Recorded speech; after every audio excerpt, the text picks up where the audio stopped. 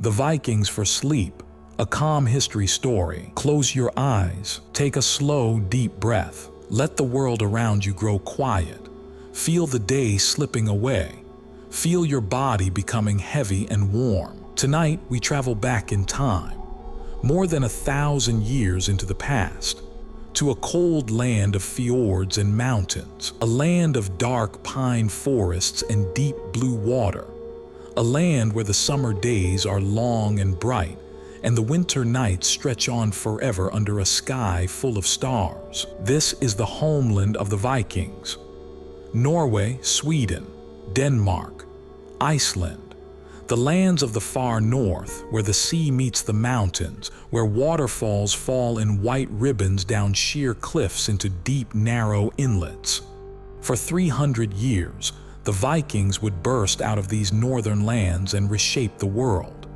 They would sail across unknown oceans in long wooden ships. They would raid the monasteries of England, settle the forests of Russia, found cities in Ireland, trade in the markets of Baghdad, and reach North America 500 years before Columbus. They were farmers and traders, poets and explorers.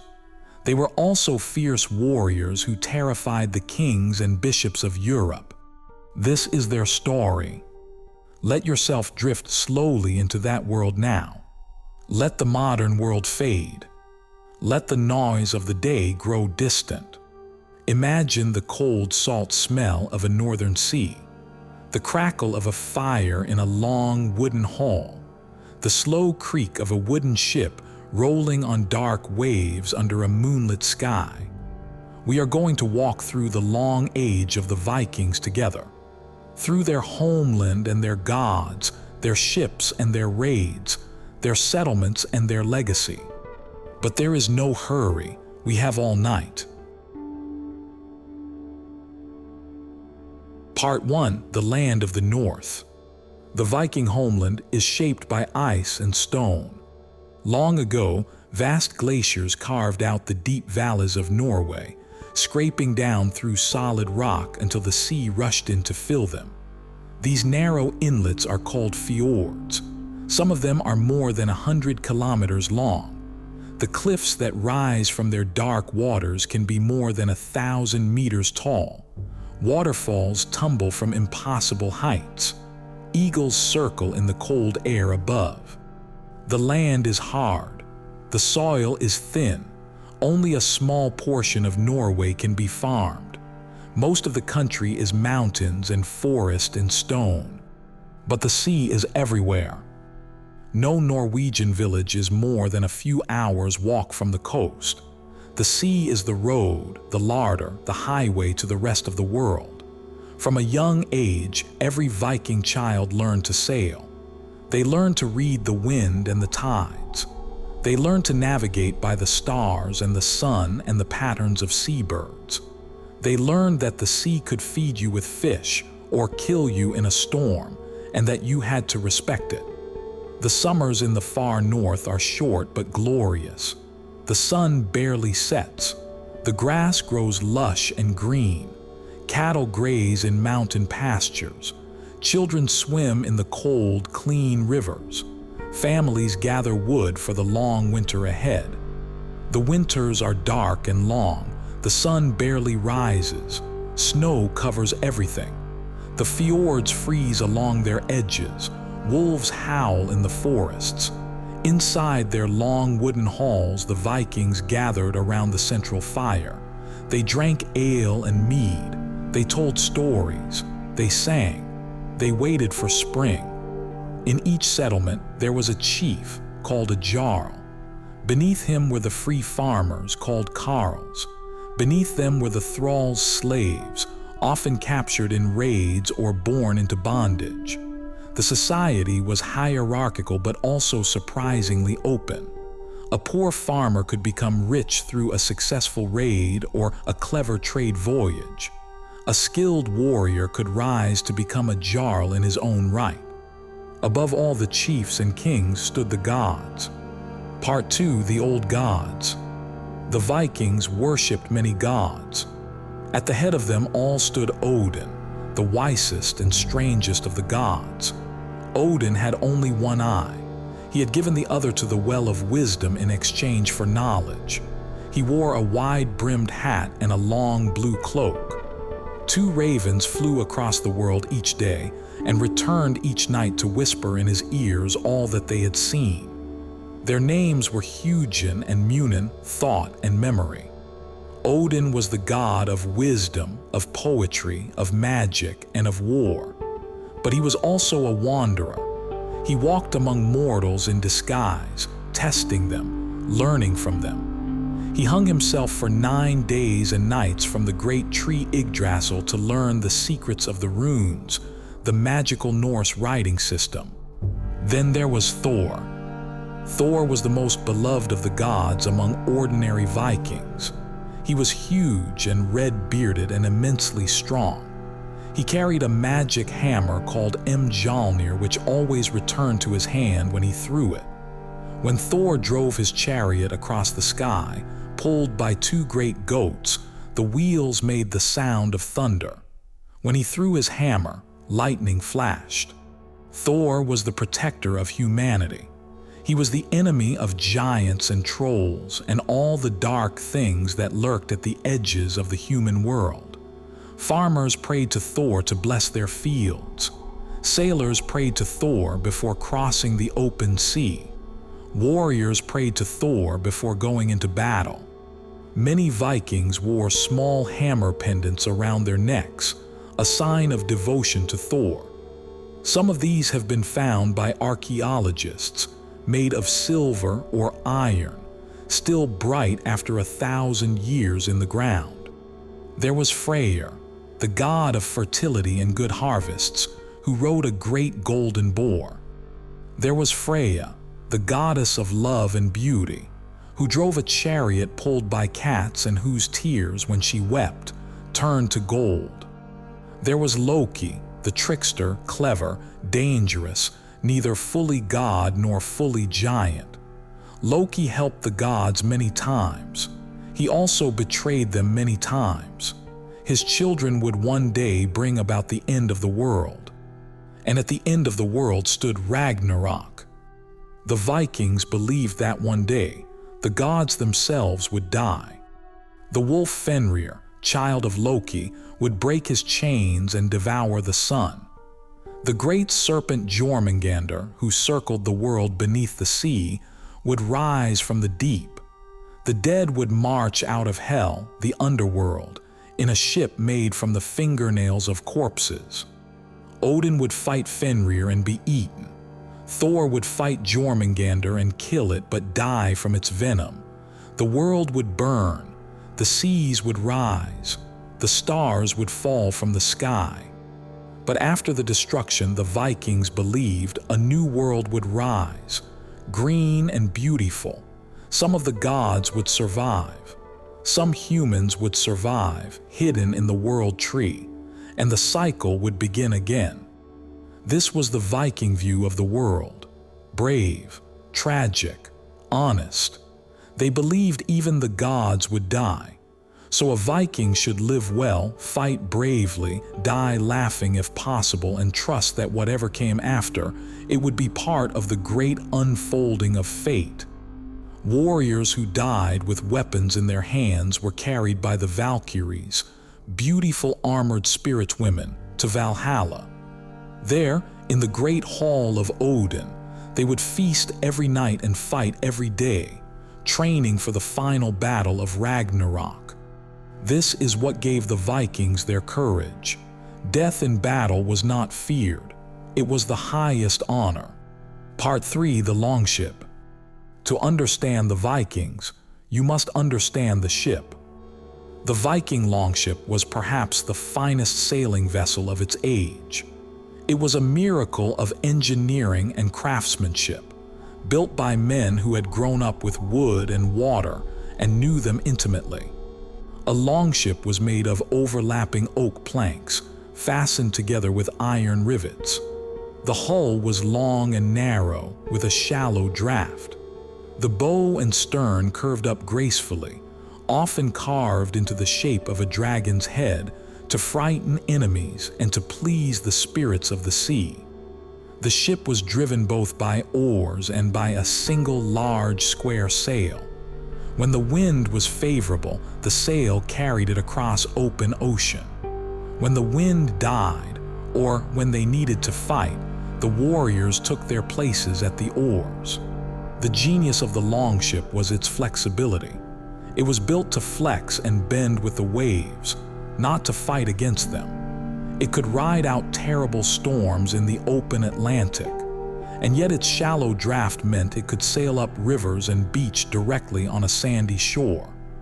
Vikings could appear suddenly out of the sea, sail right up to a village or a monastery, and be gone before any defense could be organized. The longest of these ships, called drakars or dragon ships, could carry 100 warriors. The smaller ones, used for trading or fishing, might carry only a dozen. The Vikings sailed their ships across distances that seem almost impossible. They sailed from Norway to Iceland, 1,000 kilometers across open ocean, with no land in between, navigating by the sun and the stars and the patterns of birds and whales. They sailed from Iceland to Greenland, another 600 kilometers across icy water full of fog and ice floes. And from Greenland, around the year 1000, a Viking named Leif Erikson sailed even further.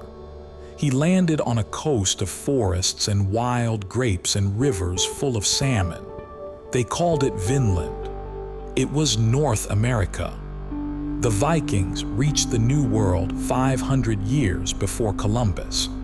They built a settlement at a place we now call Elance Ox Meadows in Newfoundland. Archaeologists have found the remains, turf-walled houses, a forge for working iron, the marks of a small Viking outpost on the edge of an unknown continent. The Vikings stayed only a few years. They quarreled with the native peoples. The land was too far from home, too hard to defend, too lonely. They sailed back to Greenland and the settlement was forgotten. But for a brief shining moment, the Vikings had touched a new world. Part 4, the raids. For most of their history, the Vikings were farmers and traders and fishermen. They lived peacefully in their northern homeland. They worked their small farms. They sailed their ships to trade with neighbors. But beginning in the late 8th century, something changed. We do not fully know why. Perhaps the population had grown too large for the available farmland. Perhaps new shipbuilding techniques made longer voyages possible. Perhaps young warriors saw the wealth of the South and wanted some of it for themselves. Whatever the reason, in the year 793, longships appeared off the coast of an English island called Lindisfarne. Lindisfarne was a quiet monastery. The monks who lived there were unarmed. They tended their gardens, copied beautiful illuminated manuscripts, sang their prayers at the hours appointed by the church. They had no defenses, no walls, no soldiers. The Vikings came out of the morning mist. They killed the monks. They looted the church treasury. They burned what they could not carry. They sailed away with their ships full of gold and silver and slaves. The news swept across Christian Europe like a fire. A holy place had been violated. Monks had been murdered. A new enemy had appeared from the cold north, an enemy who feared no god and respected no king. This was only the beginning. For the next 2 centuries, Viking raids would fall on Europe like hammer blows. They sacked the great cities of England. They sailed up the Seine and besieged Paris. They raided the coasts of Spain and even reached as far as the Mediterranean. They burned monasteries in Ireland and built fortresses there. They forced the kings of Europe to pay enormous tribute called Danegeld, the Danish gold, just to keep them from attacking. Some of the raids were small. A few longships, a quick strike, gone before defenses could be mounted. Others were vast. The great heathen army that invaded England in 865 was an enormous force, gathered from Denmark and Norway and Sweden, that came to stay. It conquered most of northern and eastern England. It destroyed 3 of the 4 kingdoms of Anglo-Saxon England. Only the kingdom of Wessex, under a king named Alfred, survived. Alfred is the only English king we still call the Great. He survived the Viking onslaught through cunning, patience, and sheer determination. He was driven into the marshes of Somerset, hiding with a few followers. From there, he rallied his forces and eventually defeated the Vikings at the Battle of Edington in 878. But even Alfred could not drive the Vikings out of England entirely. Half the country remained under Viking law for generations. The area was called the Danelaw. Cities like York and Lincoln and Cambridge were Viking cities, with Viking names and Viking customs. And meanwhile, in the east, other Vikings were doing different work entirely. Part 5, the East and the Settlers. While Danish and Norwegian Vikings raided westward into England and France, Swedish Vikings turned eastward.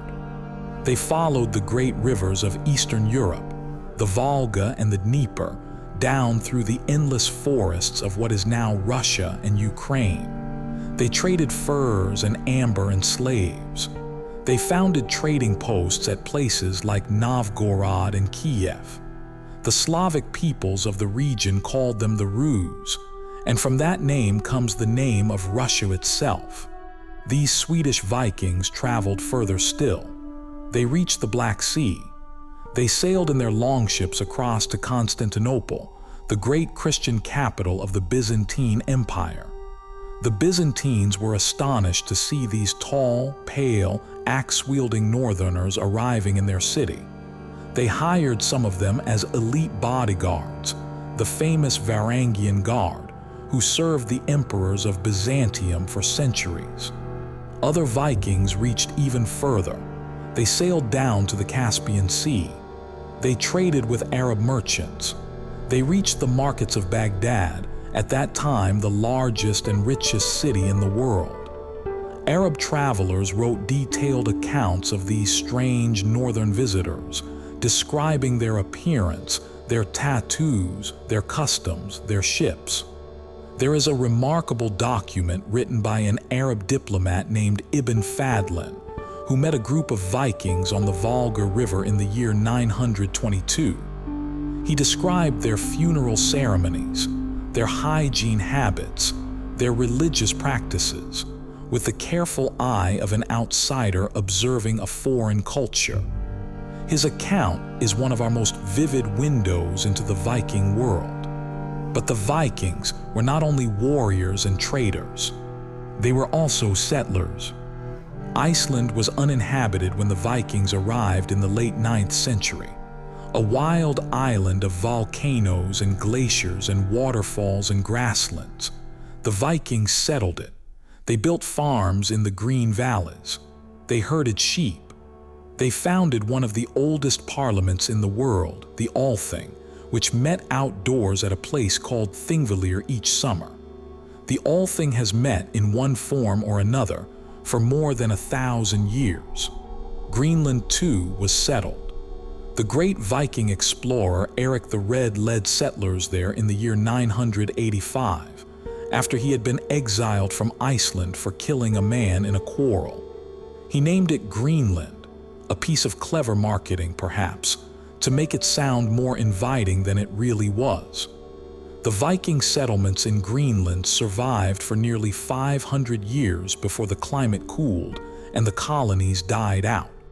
The Vikings settled in Normandy in France, where their leader Rollo became a duke under the king of France. The descendants of those Vikings, the Normans, would one day conquer England in 1066 under William the Conqueror. They would also conquer Sicily and parts of southern Italy. The Viking blood, by then, ran in many of the noble families of Europe. The Vikings settled in Ireland, where they founded the city of Dublin. They settled in Scotland, in the Orkney and Shetland Islands in the Hebrides. They settled in the Faroe Islands, lonely specks of grass and rock in the North Atlantic. Wherever they went, they brought their language, their gods, their customs, their ships, their hunger to see what lay beyond the horizon.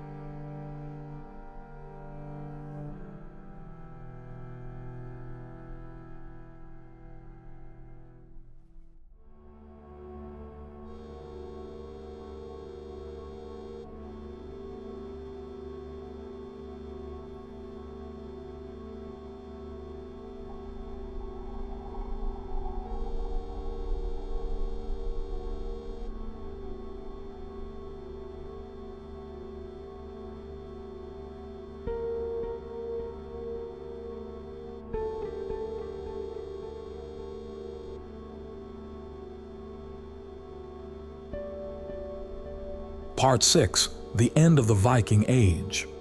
For 3 centuries, the Vikings dominated the seas of northern Europe, but all things end.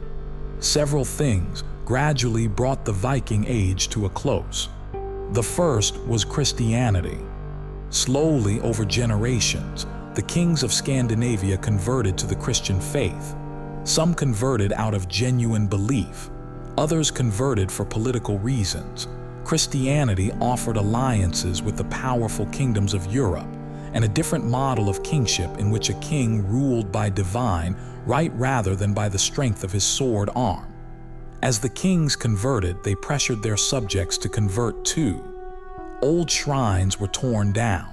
New churches were built. The old gods Odin and Thor and Freyr were forbidden, then forgotten, then remembered only in stories. By the year 1100, the lands of Scandinavia were officially Christian. The raiders who had once burned monasteries now built them. The second thing that ended the Viking Age was the rise of strong European kingdoms. In the early days, the Vikings could raid almost at will. Europe was a patchwork of small, weak kingdoms with no centralized defense. But as centuries passed, kingdoms grew larger and stronger. Castles were built. Coastal defenses were organized. Standing armies became more common. The element of surprise was lost. A Viking raid that would have succeeded easily in 800 might fail completely in 1100. The third was the simple fact that the Vikings became Europeans. Their descendants in Normandy became French. Their descendants in England became English. Their descendants in Russia became Russian. The kingdoms of Scandinavia themselves became normal European kingdoms, Christian, settled, politically engaged with the rest of the continent. By the year 1100, there were no more Vikings in the old sense. There were Norwegians, Swedes, Danes, Icelanders, peoples with shared ancestry but now living differently. Farming, building churches, marrying their children to the children of European nobles. The last great Viking king, Harald Hardrada of Norway, died in 1066 while invading England. He had been a member of the Varangian Guard at Constantinople. He had fought in Sicily and Jerusalem and Russia. He was the last of the old breed, a giant of a man, scarred from 100 battles, who lived by the sword from his youth to his death. Just 3 weeks after Harold died, William the Conqueror, a Viking descendant from Normandy, would land on English shores and begin a different kind of conquest. The age of the longship was over, closing a world at rest. Let the story settle around you now. The Viking world grows quiet. Imagine a wooden hall at the edge of a fjord. The sun has long since set behind the western mountains. The stars are bright and cold above the dark water. The northern lights move slowly across the sky in pale green curtains. Inside the hall, the central fire has burned down to glowing coals. The long benches along the walls are empty now. The drinking horns have been put away. The warriors and farmers and women and children have gone to their sleeping places, wrapped in furs against the cold. Outside, the longship rocks gently at its mooring. Its painted shields lean against its sides.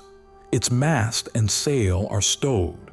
Its dragon head looks out across the still water, toward distant lands its sailors have visited and lands they have never seen. On a hillside above the fjord, a single watchman walks slowly back and forth, leaning on a spear. He watches the horizon, but the night is quiet. No enemy ships are coming. Only the slow movement of the stars overhead and the soft sound of waves against the rocks below. In a small house in Iceland, a poet is finishing a verse by lamplight, scratching out runes on a piece of birch bark. Tomorrow he will recite it to the household. In a longhouse in Russia, a Swedish trader is counting silver coins from his journey to Baghdad, dreaming of the next voyage south. In a settlement in Greenland, a child sleeps under a roof of turf, dreaming of a land of green fields and warm summers he has never seen. The stars are beginning to fade, very slowly in the east. The same stars that guided Leif Erikson across the empty Atlantic. The same stars that Odin gave his eye to understand. The same stars that have watched the rising and falling of the longships for 300 years. Ancient and unchanging. The world of the Vikings fades slowly, like a dream at the edge of sleep. The halls grow dark. The fjords sleep beneath the stars. The mountains cool in the gentle night air. The longships rock at their moorings, dreaming of voyages yet to come. Everything is quiet. Everything is peaceful. Let yourself drift now, through the soft darkness, following the current of the night, just as the longships once drifted across the dark waters of the north, long ago in an age that no longer exists. The ancient world is all around you, silent and vast and full of stories. You have traveled far tonight, through fjords and across oceans, through gods and ships and raids and quiet settlements, through the lives of warriors and farmers and poets and explorers who lived and worked and dreamed and died, more than 1,000 years ago, in a world of cold sea air and bright stars, and the slow creaking of wooden ships under sail. Rest now. Sleep deeply. Sleep well.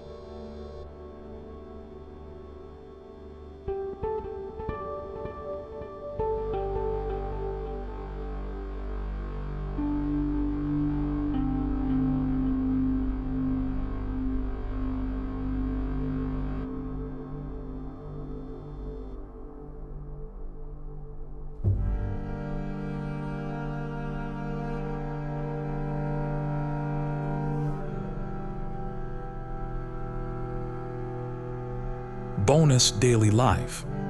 We have spoken of gods and ships and raids, but what was daily life like for an ordinary Viking? What did they eat? How did they live? What did they do on long winter evenings when the snow piled up against the walls of their houses? The typical Viking lived in a long wooden building called a longhouse. The walls were made of timber or sometimes stone, depending on what was available. The roof was thatched with reeds or covered with turf, actual living grass growing on top of the house, which insulated it against the cold. From a distance, a Viking village looked almost like part of the landscape, little grass mounds with smoke rising from holes in their roofs. Inside the longhouse, there was usually one main room. A long fire pit ran down the center of the floor. Smoke escaped through a hole in the roof, though much of it just hung in the air, blackening the rafters and slowly seasoning the wood. Long benches lined the walls. The family slept on these benches at night, wrapped in furs and woolen blankets. The animals often lived in the same building as the people, especially in winter.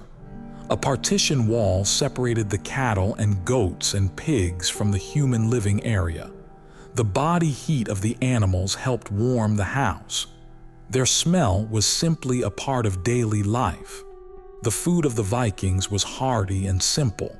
They ate a lot of fish, especially in coastal communities, cod and herring and salmon. They ate bread made from rye or barley, dense and dark, often baked in the ashes of the fire. They ate stews of meat and vegetables and herbs, simmered for hours in iron cauldrons hanging over the fire. They drank ale brewed from barley and mead made from honey, and on special occasions wine that had been traded from the south. In summer they ate well. There were berries in the forest, milk from the cattle, fresh cheese, eggs from the chickens.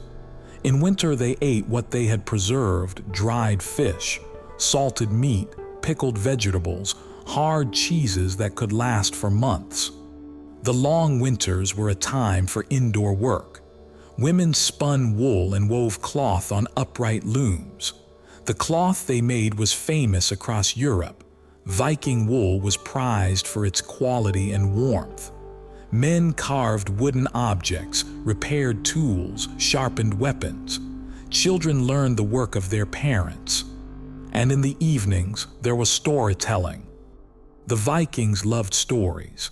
They had no books, most could not read or write, though some knew the runes. But they had an enormous oral tradition. Long poems called sagas told the deeds of heroes and gods. Skalds, professional poets, could recite hundreds of lines from memory. A good skald was valued by chiefs and kings and could travel from hall to hall, welcome wherever he went. The greatest of these stories, written down centuries later in Iceland, give us much of what we know about the Viking world. The Poetic Edda, the Prose Edda, the sagas of Icelanders, tales of feuds and journeys, of love and revenge, of brave warriors and cunning women and the gods who watched over them all. These stories were not just entertainment. They were how knowledge was passed from generation to generation. They taught young Vikings what was honorable and what was shameful. They told them what had happened to their ancestors and what could happen to them. They gave a small, isolated community in the cold north a sense of belonging to something larger, a great web of stories and people that stretched across the entire Viking world. When you imagine the Vikings, do not only imagine fierce warriors on a longship. Imagine also a family gathered around a fire on a winter night, the wind howling outside, the cattle stirring beyond the partition wall, an old man telling a tale of Odin and his ravens, while children listen with wide eyes, and the embers of the fire glow red and orange and gold. That too was the Viking world.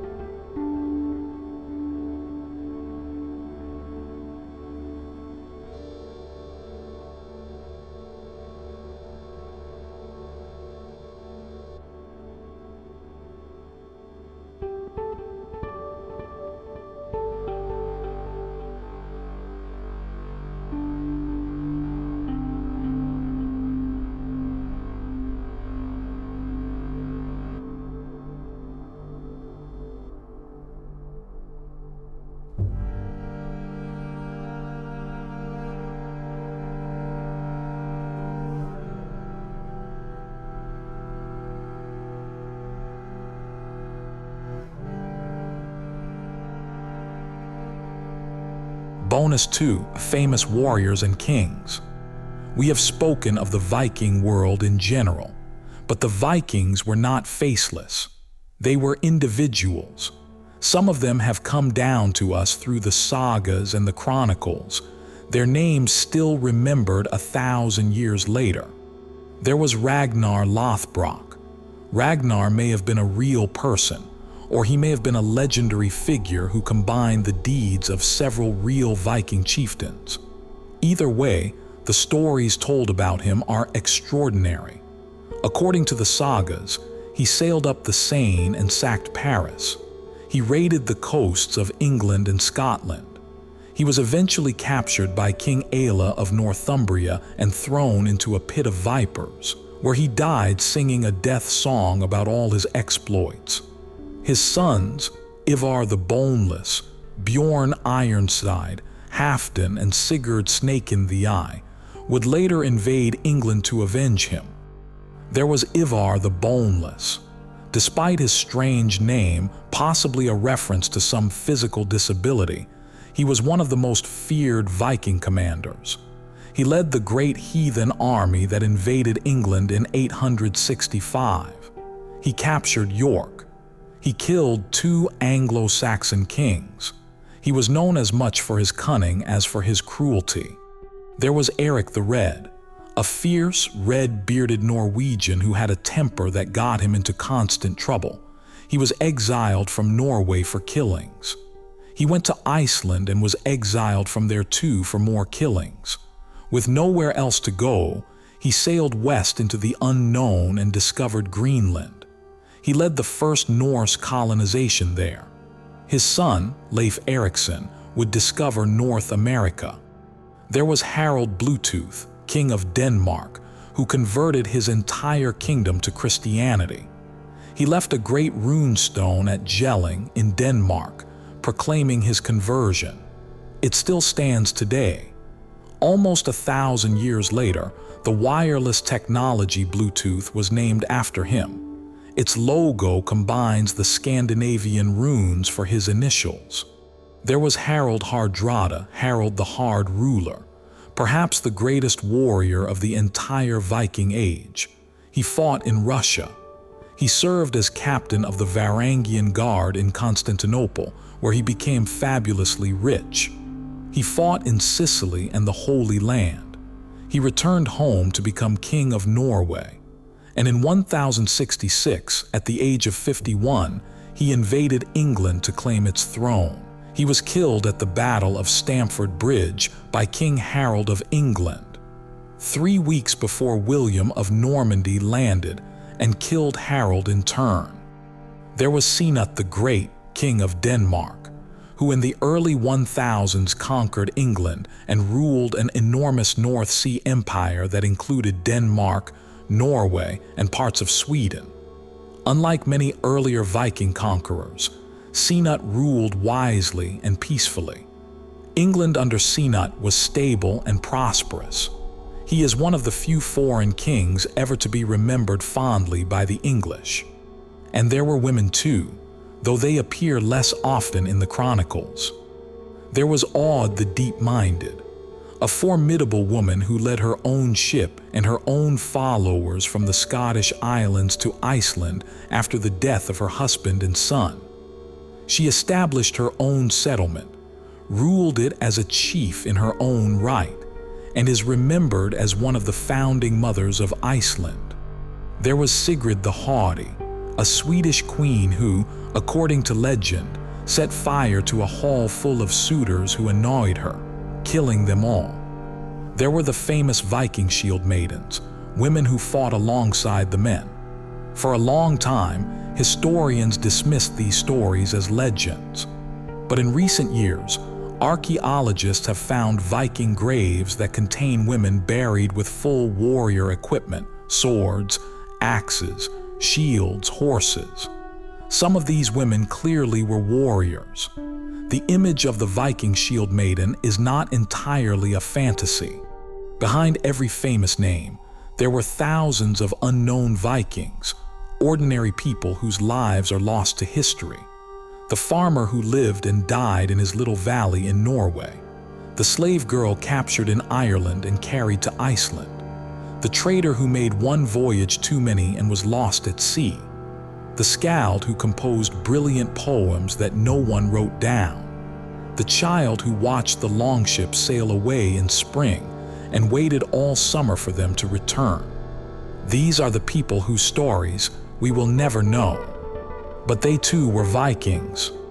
They too lived in this strange, harsh, beautiful world of the far north, 1,000 years ago, under the same stars that shine above us tonight. Final closing. Let the story settle one last time. The fire in the longhouse has burned down to nothing but a few glowing coals. The storyteller has finished his tale. The children are asleep on the benches. The wind has died down outside. There is only the slow breathing of sleeping bodies, the faint crackle of cooling wood, the distant sound of waves against the rocks. Somewhere far away, a longship sleeps at its mooring, ready for tomorrow's voyage. Somewhere far away, the northern lights are still moving in the sky. Somewhere far away, a new generation of Vikings is being born, who will sail to lands their fathers never dreamed of. But that is for tomorrow.